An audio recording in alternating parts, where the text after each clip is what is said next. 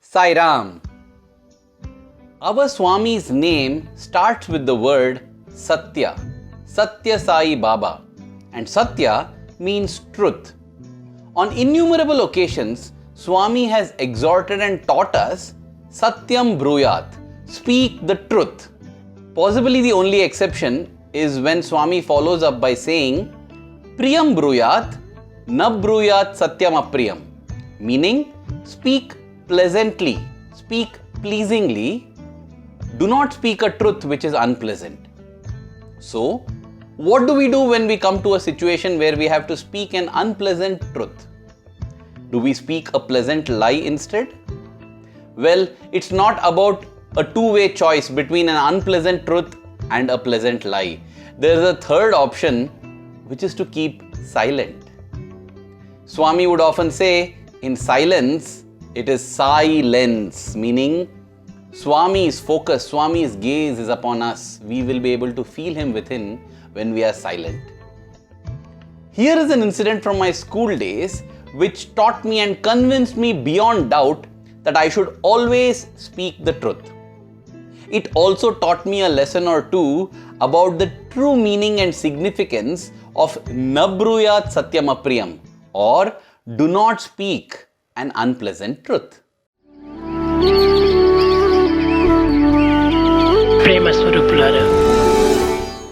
Let's travel back in time to 1998. This was the year I had joined the Sri Sathya Sai Higher Secondary School as a student in the 11th grade.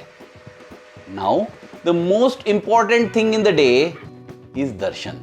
Darshan and bhajan when we get to see and interact with Swami. So all of us would be eager to get into the first few lines, right?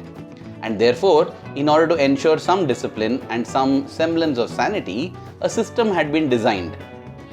In the higher secondary school, we were students from grade 8th, 9th, 10th, 11th and 12th, 5. And therefore, every day of the week, Monday, Tuesday, Wednesday, Thursday and Friday, there would be one class that would get to go first. So it will be 8th, 9th, 10th, 11th, 12th. The next day, 9th, 10th, 11th, 12th, 8th.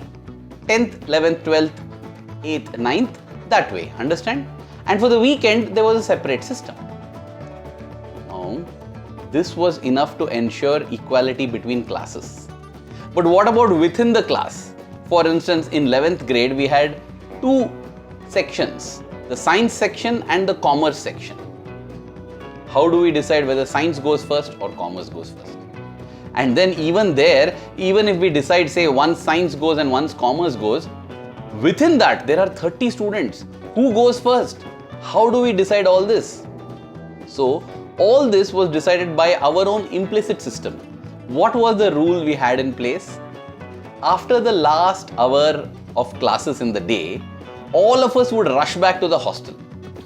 And then, we could come and reserve our positions in our class lines after we had completed a wash, had had our snacks and had applied vibhuti like this. Any person coming to the lines without having done any of these would be automatically disqualified. And therefore, within the class also we would have 1.1, 1.2, 1.3, that way depending on who could rush first. So you can only imagine how it would be when the classes would get over. We would come thundering and running like a herd of wild animals, rushing to the hostel to complete these three so that we could make it to the front places. All this background, elaborate background, is necessary to understand what happened on this particular day when our class, 11th grade, was first. The last two periods in the school were chemistry practicals and all of us were in the chemistry lab doing the experiment. It turned out to be a particularly bad day for the 11th science students because so many little mishaps happened in the chemistry lab. For instance, a couple of beakers, glass beakers, broke. A chemical was wrongly mixed into another chemical. An impure spatula was used to take some chemical. Basically, a lot of things that caused a lot of irritation to the class teacher, to the chemistry teacher. And he was already in a very upset mood. Now, as the class neared completion, just 10 minutes were left, all of us were busy and fighting very hard to wrap up our experiments because we wanted to be in time to go and catch our front positions, because our class was going first today, which means not just the first few boys, a lot of them would get a chance to sit in the front lines. Therefore, it was worthwhile to fight for the spots on this particular day. Plus, the commerce students didn't have practicals, right? So they would always have the edge to go immediately when the bell rings. So we had to complete our experiments in time. So quickly we began to wash all the glassware and the apparatus so that we could rush. Now, when all this was done, we all lined up at the door of the chemistry laboratory and we were ready, waiting for the bell. That was when the teacher went around looking at all the things, whether they were in place or not. He noticed that one glass beaker, had not been cleaned properly. There were remnants of the organic chemical still left in that. And so he asked, "Who is it that has not cleaned this beaker properly?" One glance at that beaker and I knew it was mine. I was the culprit. But then, should I just say that it is mine or just keep quiet? I felt Nabruyat Satyam Apriyam. Do not speak an unpleasant truth. Why should I speak it? I'll just be quiet. So I kept silent. But the teacher was quite strict and he was quite adamant that he wanted to find out who the culprit is. He said, "In another minute or so the bell will go, but you will all not be going out of the lab. Till I find out who is this, the whole class stays here." The whole class was going to get punished if I didn't accept that it was my fault.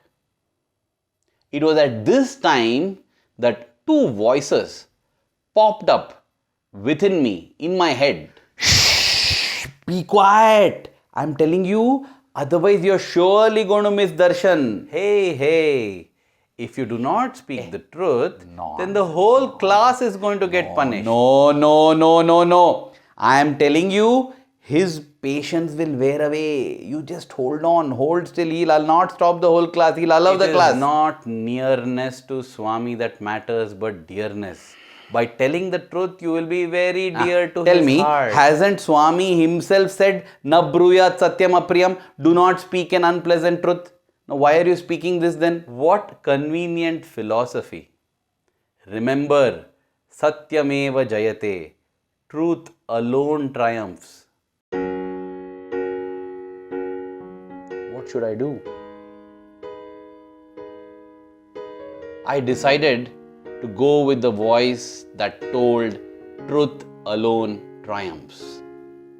Therefore, I raised my hand and I said, "Sir, that is my beaker. I have not cleaned it properly." Interestingly, just that one confession seemed to make the teacher relax a lot. He let out a sigh of relief, and I felt it was as if he also was not in the mood to punish anyone. So he said, "Good, all of you can leave." And it was at that moment that the bell went and everybody rushed out. I too was rushing out when I suddenly heard my name being called out. He said, "Arvind, you stop." And thus, I watched the whole herd of students rush out of the lab and I alone was standing at the door. I turned around and looked at the teacher and he said, "Come back here and wash this beaker." Oh no, come on, this is so sadistic, I felt. Anyway, I thought I'll quickly clean the beaker and rush. I went to clean the beaker and to my horror and shock, this teacher went in and brought many more glassware that were dirty and he said, "Clean all of them and then only can you go to the mandir." I almost had tears in my eyes. Today our class is going first and this horrible person is making me stand here and clean glassware. Oh my God. Why did I have to tell the truth? The speaking the truth and all this is possibly worthwhile in the bygone era, in Sathya Yuga or Krita Yuga, Treta Yuga and Dwapara Yuga, but definitely not in Kali Yuga. In Kali Yuga, if you speak the truth, you simply land in trouble. You should just speak the lie and get away or just shut up. Why did I have to open my mouth? This was what I was speaking within. And even as I spoke this, I didn't realize that the teacher himself was sacrificing darshan. It is not as if he left for darshan. He too stayed back in the lab waiting for me to finish. But I was so upset and angry, I didn't realize all this. I was just very, very angry. And that anger turned towards Swami as well. I said, Swami, you know what? From today onwards, I am not going to speak the truth. Only if it suits me, I will speak the truth. Otherwise, I'll speak the lie. Because, speaking truth doesn't work. And then I threw a challenge to Swami. I said, Swami, if speaking the truth works even in this day and age, today, I want to give you the handkerchief to wipe your hand when you create vibhuti. Those days whenever Swami created vibhuti, the students had the opportunity and chance to offer a white handkerchief to him on which he would wipe his hands. I have given a couple of talks and satsangs on that theme. You can have a look at that in this link. And this is the challenge that I put forth, because I was sure that by the time I go to the mandir, darshan would be complete. So where is the chance of me giving a handkerchief to Swami? And even if darshan is not complete, all the front lines would be occupied. So no chance basically. And therefore, through this, I was assured that I can tell a lifetime of lies because Swami will not be able to take the handkerchief from me. And in case Swami manages to take also, in such a scenario and such a circumstance, it's going to be a near miracle and a beautiful experience to cherish. So either way, it was win-win for me. It took me about 15-20 minutes, but I washed all the glassware and then I left. It was only after I left that the teacher left, but thoughts about his nobility and how he has been sincere, they were all not in my mind. I was just upset at my own misfortune. We are so self-centered and selfish. We always think from our perspective. One moment if we can think from others' perspective, things will change a lot. I failed to see the selflessness of the teacher in my own selfishness. I wanted to say, Nabruyat Satyam Apriyam, do not speak an unpleasant truth, because it was unpleasant for me. It is not like that. Nabruyat Satyam Apriyam means do not speak a truth that will cause unpleasantness among others. But if it is going to benefit others, even if it is unpleasant for me, I should speak it. Anyway, I rushed, got ready in the hostel and left for the mandir. All the lines had already gone. When I reached the mandir, darshan music was not playing, so I knew darshan was completed.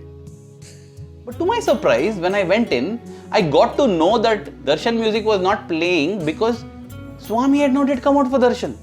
Oh, wow. So I was not late for darshan then. And then I see in the first line, there is one gap, one space.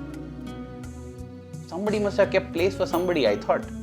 But when I went there and asked that brother, he said, no, nobody is coming. If you want, you can sit here. Wow, I can sit in the first line? As I was about to sit there, the thought again came in my mind. Hey Arvind, listen, if you go and sit there, in all probability, Swami will create vibhuti and you will lose the chance to be able to tell a lie all your life. Just don't go and sit there. Let go of this pleasure. See how Swami has kept a place specially for you. Go, sit there and see the Leela now. I decided to win a lifetime opportunity to tell lies to get out of my difficult situations. And therefore, I did not sit there.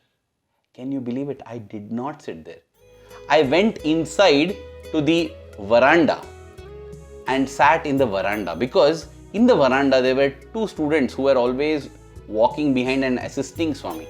Assisting in quotes, because it was just an opportunity granted to them. They always had handkerchief with them, and in the veranda whenever Swami materialized vibhuti, invariably one of these two only would give handkerchief to Swami. So I didn't want to make it easy for Swami, and so I sat there.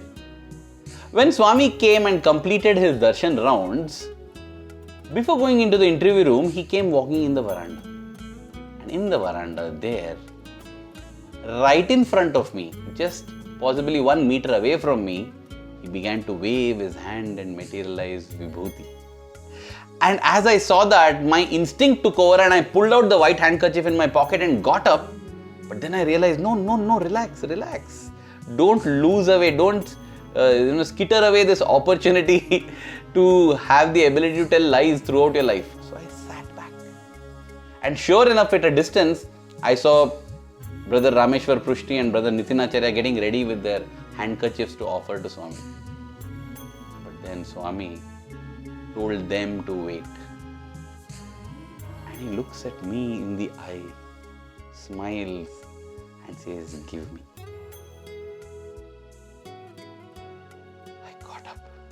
I got up, went to Swami with the handkerchief. He took, continuing to look into my eyes, smiled, wiped his hand, and threw it back at me. I was simply dumbstruck. What do I say to this? I came and sat in my place. And then, again the voice. His name is Sathya Sai. Sathya is verily his name. Sathya is verily his form. Don't ever give up Sathya, Arvind. Arvind, I still think that maybe by mistake, no, Swami just I shooed away the other voice, because even before it could complete its sentence, a brother who was sitting next to me said, Arvind, something special happened today. I said, why? He said, no, Swami took your handkerchief. I said, yeah, Swami takes, right? Whenever he creates vibhuti, any student who offers, he takes. Yes, he takes, but today something is special, something is different. Did you have any conversation with Swami? Something, there is definitely something special. Can you share what it is? That day I did not share, but today I am unable to hold myself from sharing. Satyameva Jayate. Truth always triumphs. We always must speak the truth. And coming to these two voices, if we wonder why is it that one voice is stronger than the other, it is not like that. Which voice is always stronger? The voice that we listen to more and more. More and more we listen to that voice grows stronger, the other voice gets weaker. In fact, there is one interesting video on how to distinguish between the voice of the conscience and that of the mind in this link above. I'm sure it will be an enjoying watch for you too. Coming to the final point, we must speak the truth. We must always be truthful.